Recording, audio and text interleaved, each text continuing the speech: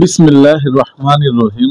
প্রিয় বন্ধুরা, এই ফেরিজেন ইনজেকশনটা আপনি কাকে দিবেন, কখন দিবেন, কেন দিবেন? যেই সমস্ত রোগীর আয়রনের ঘাটতি আছে, শরীরের আয়রনের অনেক ঘাটতি, টেস্ট করে ল্যাব টেস্ট করার পরে আপনি পরীক্ষা করার পরে জেনেছেন যে রোগীর শরীরে আয়রনের ঘাটতি আছে, তারপরেই ফেরিজেন ইনজেকশনটি তার শরীরে পুশ করবেন। এবং 1 গ্রামও হয়, 500 mg, 1 গ্রাম দুইটাই পাওয়া যায়।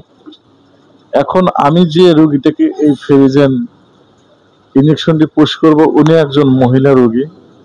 আমার ফার্মেসিতে তাকে পুশ করব। ওনাকে জেলা সদর হাসপাতালে আমি পাঠিয়েছিলাম।